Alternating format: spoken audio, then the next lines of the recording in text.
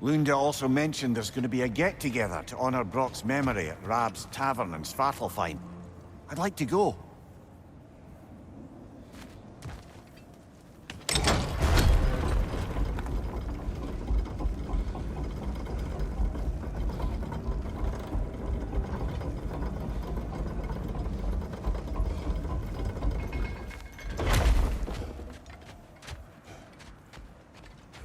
Freya, something is on your mind. What is it? Freyr's sword. I'm glad he got it back. Odin stole it? Not quite. It couldn't be stolen. It had to be given freely. Freyr had it forged in his younger days, imbued with its own motives and passion. For centuries, he swore he would only ever set it down in death or upon meeting the love of his life. Both he and the sword were romantics, you see.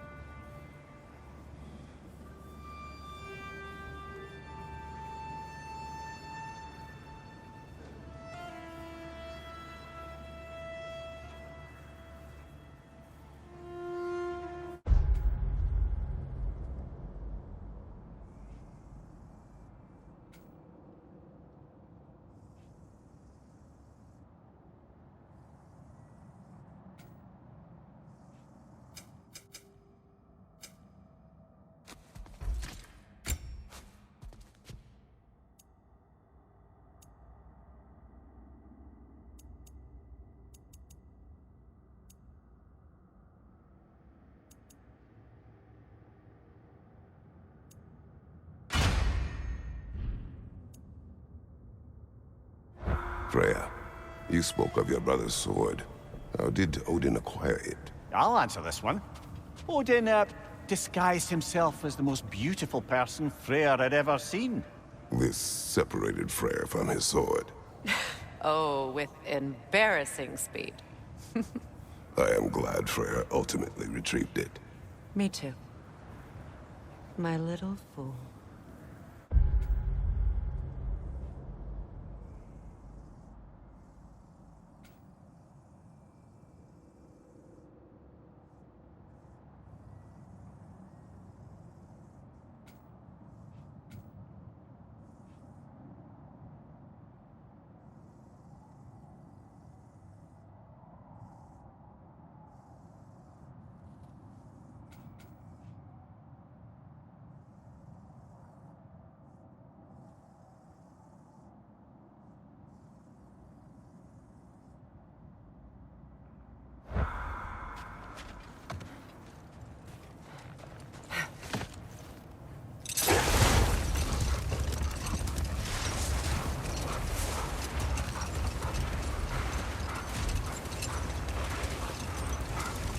Mimir, there's something I wanted to ask you about. Hildisvini told me about your visit to secure Hel's army, but was reluctant to elaborate when it came to negotiating with Krasveldir. Ah, yes. Well, I can see why he'd hold off on such a subject until he saw if we survived the battle. Mimir, what exactly did you promise the large bird? Oh, nothing too horrifying. Let this wait. Stay alert.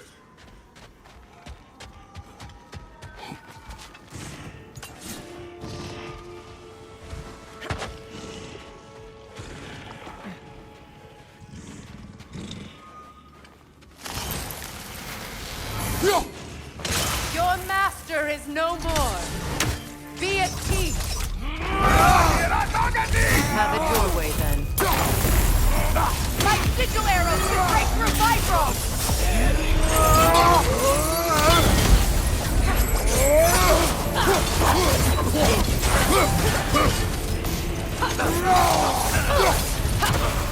Yelpa!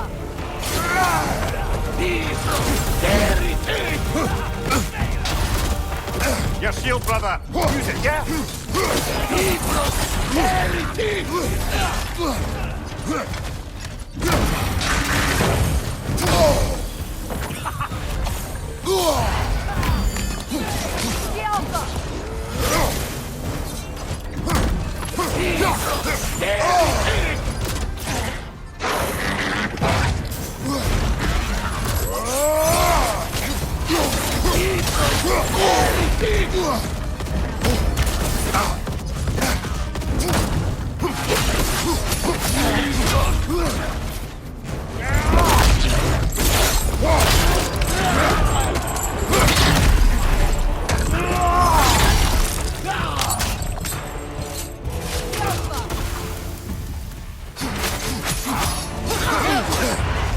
Careful, brother! You're covered in Bifrost!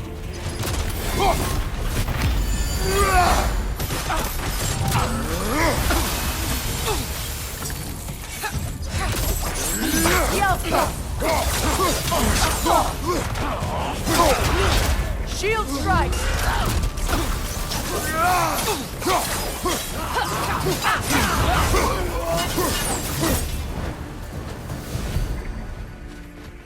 Well, if there's more of these Asgard fragments out there, the Einherjar will continue to be a nuisance for the realms. Only if we do nothing. The realms will never heal if they remain. How many more? Only one way to find out.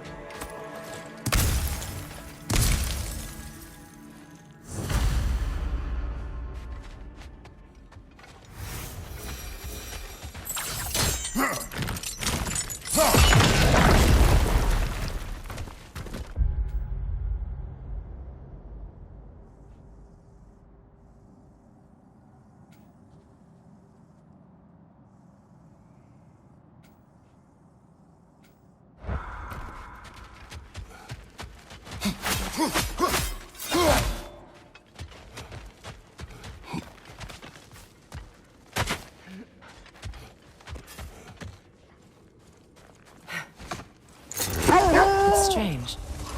There are still signs of the world serpent all over the lake. But we saw him disappear at Ragnarök. That can only mean the legend was true all along. That blow from Thor sent Jormungandr straight back in time. A younger Jormi, fresh from Jotunheim, would grow into the serpent we know. When we first met the snake, you said that he found Atreus familiar. Perhaps they met in Jotunheim. Perhaps so, brother. We'll have to ask the lad for that story when we next see him. Hi, Kratos.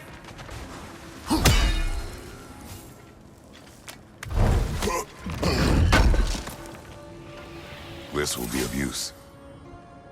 What is wrong? No, nothing. It's just, don't know if you've heard, but we're gonna say goodbye to Brock in Svartalfheim. A funeral? Yeah. We're meeting at Rab's Tavern in Nidavellir. We will be there. You need it? I got it. Oh, what can I do for a goddess? Impressive.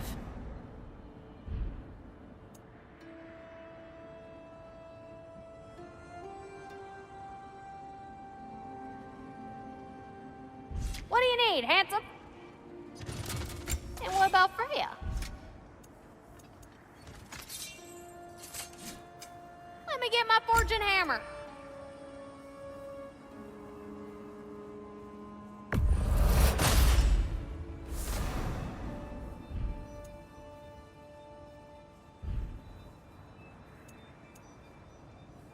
Want to talk for a spell?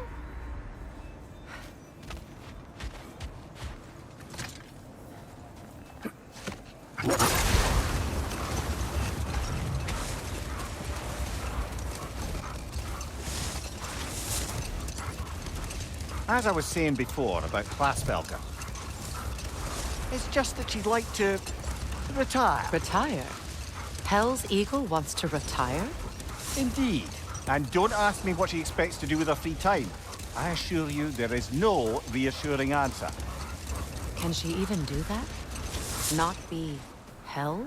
Apparently so. She just requires relief. Someone else to step in and become hell, as it were. Not exactly an office many would wish to occupy. Aye. Terrible weather, infinite hours, and the possibility of unleashing terrible mischief on the realms if they're careless. Or worse, if they aren't completely trustworthy. But if she were to leave without a replacement? Complete chaos, yes. Well, I'm sorry I asked.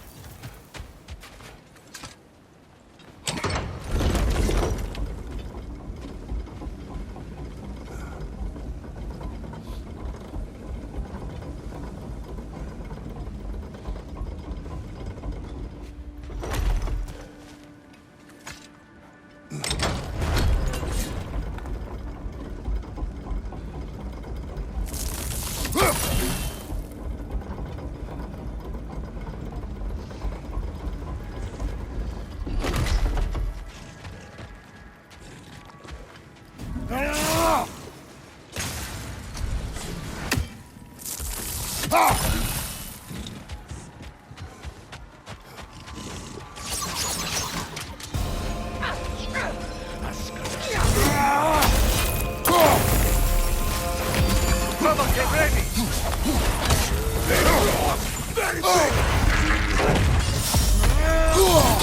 The Alpha!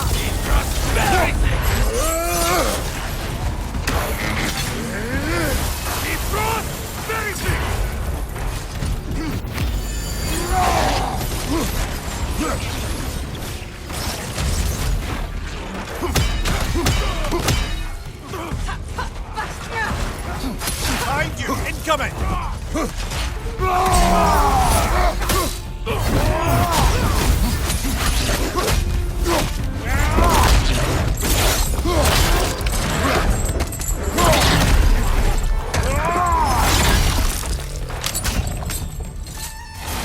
Enemy behind you!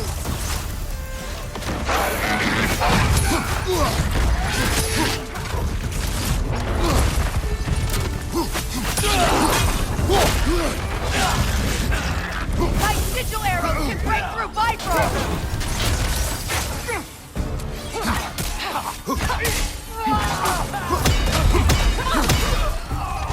Alpha!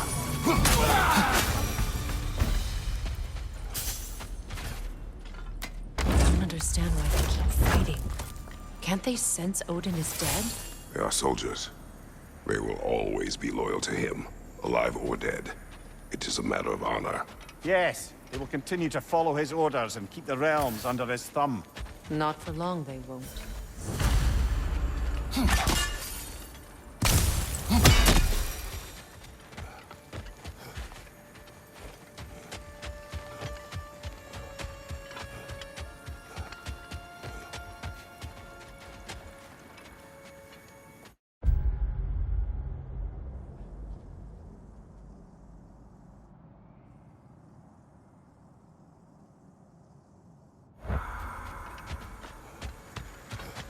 When Jormungandr attacked Thor in Asgard, it seemed personal somehow. But there's no way they could have met before that, is there? I've been pondering that, and I have a theory. We know the lad spent his time in Jotunheim learning soul magic. Perhaps the serpent figured in. You mean Atreus placed some other giant soul into him? Someone who already hated Thor to begin with? Exactly! Though that doesn't narrow it down much, I grant you. I wonder if Yorm even remembers after all this time who he once was.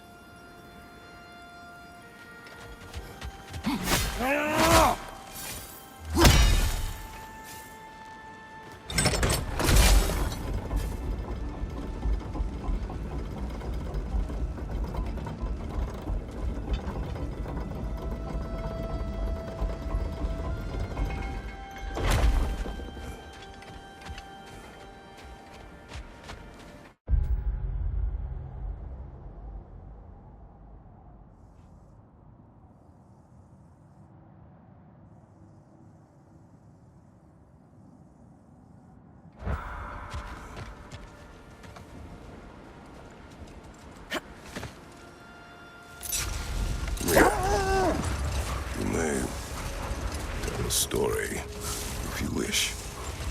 Am I preferable to silence at last? A rare day. I'm touched. But since you mention it, there has been one on my mind of late. It goes back to my earliest days, when I had little more to do than observe the mortals who passed through our forest. One summer, a local laird of renowned eccentricity chose to sequester himself with a small coterie of kinsmen and followers. The aim of their woodland retreat was to achieve enlightenment through study and discipline. They took oaths to brook no distractions until they became wise men. Distractions? Aye, women, drink, mostly women. As you can imagine, things deteriorated quickly. By autumn, tempers were frayed and wisdom remained in short supply. Set that aside for now. Come.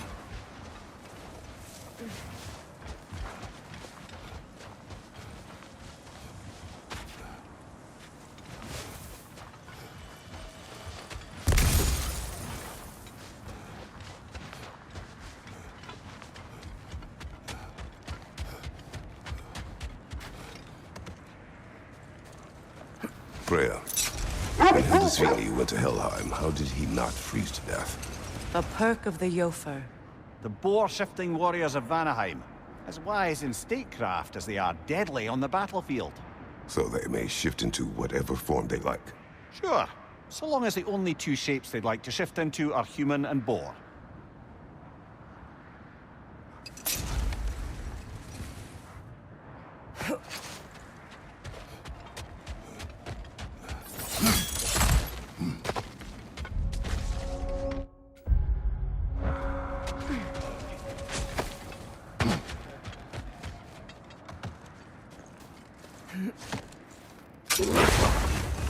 Back to my story. The Enlightenment-seeking laird and his followers swore off women and drink for an entire summer. One day, I watched as the laird and his brother took their hunt. There they found, at the banks of a river, a lady as fair as any they'd left behind. She pleads for their assistance for fear the currents would carry her off if she tried to cross. The laird doesn't miss a beat. He hoists her onto his shoulders, carries her across, sets her down, doffs his cap, and fords back across to his brother. Later. Am I will hearing search voices this way. again? Someone's out here.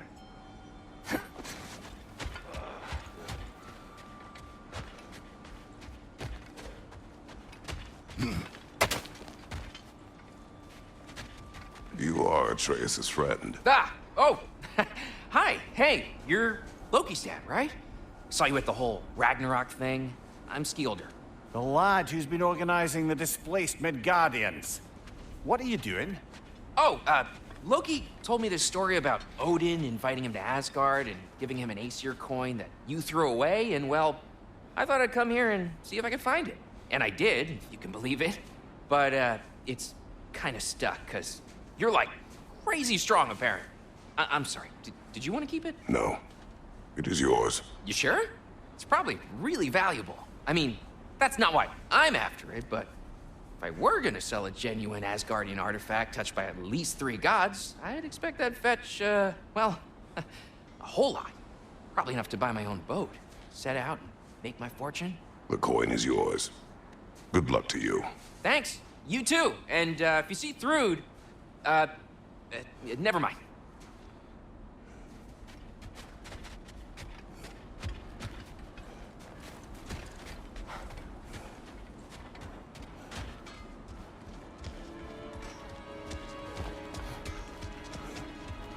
You sure we shouldn't help him out? He needs to feel he earned it. Let him do so.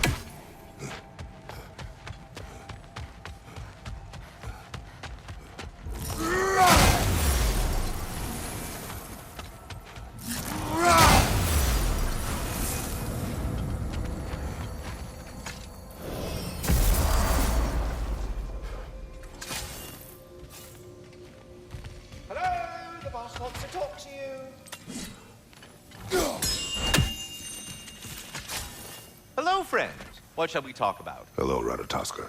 Hello, Master Kratos. What you've accomplished for these realms is truly something I never thought possible. Rest assured, good Master Brock would be proud beyond measure, even if only to express it in his love language of profane non-sequiturs. But he is terribly missed. Yes, he is. Now, there is one rather interesting development to apprise you of. The detonation of Asgard shook the world tree to its very roots, dislodging a great number of realm seeds. I thought you might wish to have them. My little way of saying, thank you for preventing my death by immolation. You are welcome. Now, what else might there be to discuss? I was curious, my dear fellow. You come from lands beyond these, do you not? Yes. I was wondering, who tended your world tree back home? My home had no world tree. No, you had no, but without... How? How did one travel from realm to realm? On foot or by sea. Good God, man! No wonder you left. Well...